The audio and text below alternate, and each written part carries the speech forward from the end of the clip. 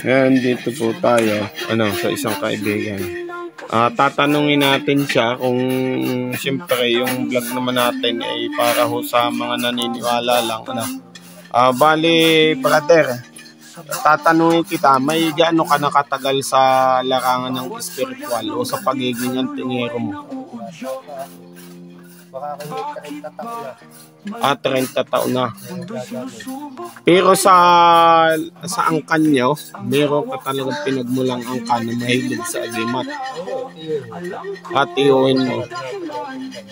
Pero yung magulang mo, Tatay ko, mahilig din yun. Kumbaga ay talagang malaki yung paniniwala mo sa mga agimat.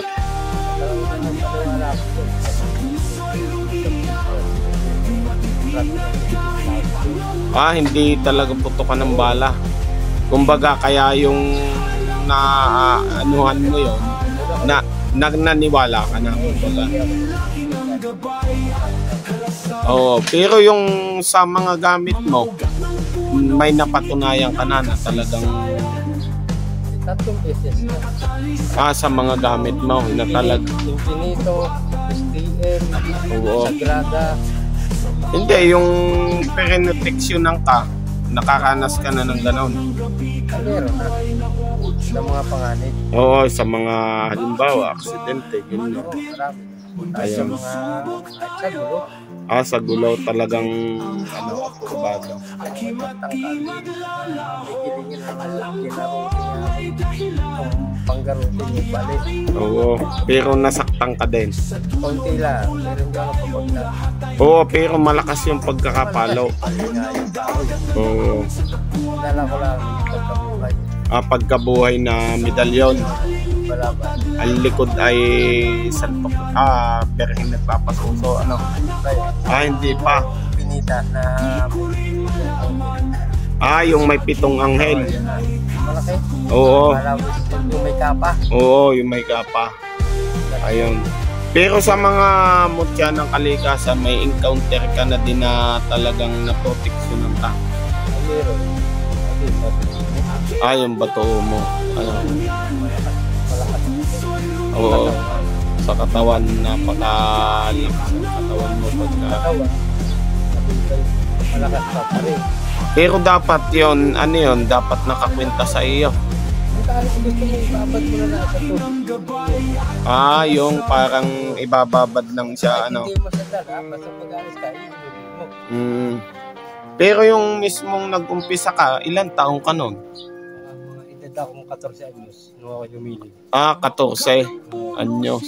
Yung mga nakatato sa iyo, na yan, tagal ng panahon niya. Tagal na ito. Tattoo ng Mahalaber. Sa Bukas palad. Oo, bukas palad. Kumbaga yan yung lihim na salita niya. Ano naman, nagpapasuso. Pampahamo. Pero yan, nakalagay na yan, talagang kumpleto ang Dito yan. Ayan, no. Yung isa natin na taga dito sa amin na nagtatangan din ng mga agimat, ayun nga. Tinanong natin kung gaano katibay yung paniniwala niya sa agimat, paano masasabi mo doon sa mga hindi naniniwala? Yung kalimitan nagbabas. Nasa sa kanila na yan, Kumbaga Problema na nila yan. Yan nga, maganda daw, Kumbaga pero doon sa sinasabing ang antingero manggagamot daw ay sumasamba sa Diyos-Diyosan. Hindi mahilang yan. Anong? Sinasambang Diyos-Diyosan. Hindi ang totoong Diyos. Kasi gawang tao daw yan Ginawa ngalan ng tao, pero pagka dinasalan mo yan ng patungkol sa kanya, ay hindi sa demonyo yan. Hindi yan yung kasi sabi, okultismo daw tayo. Tayo daw yung mga sumasamba sa mga devil, sa mga demonyo. Sabi lang nila yan. yung pagkakakuha nila, baka sila ang may ano. Oo, kasi sila nanguhusga, ano. So, ang pinakamasama niya ng panghuhusga sa kapwa. Oo, na hindi naman niya tinitingnan yung sarili niya, ano. Basta ang mahalaga, ay nananalig ka sa itaas. Ayun, yun ang pinaka-the best. Hindi kayo may rebulto, hindi na mga ano na sabi mo sinasamba ang rebulto. Oo. Ay ikaw ay masama na, demonyo ng kwan. Imahin niya. Oo, ayun. Yan ang tawangas ng Panginoon Diyos. Ayun. Hindi naman sabi sinasamba natin yan. Para alaala lang. Oo, kumbaga. Mo siya.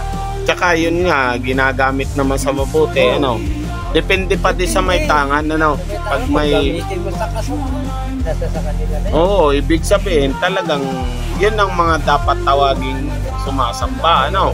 Kasi ginagamit nila sa kaliwa, ano. Kung ikaw may medalyon at mga kunting-kunting, unahin mo ang nasa itaas. Ayun. Bago pa ang iyong medalyon. Ayun, yun ang magandang... Hihingi ka ng basbas sa kanya para magkaroon ng bisa at kapangyarihan. Ayun, yun ang the best. Pag ginamit mo sa masama, ay di ang papasok ay masama. Ayun, pag ginamit mo sa kabutihan, ay mabuting espiritu ang papasok sa mga gamit mo.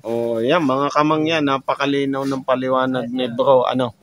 Ayan po ay si Bro Orlan at yan nga, hiningan natin siya ng pahayag patungkol sa kanyang pinagmulan o yung kung kailan siya nag-umpisa o gaano katagal, kung gaano kalakas yung paniniwala niya sa mga agimat at anting-anting. Ano.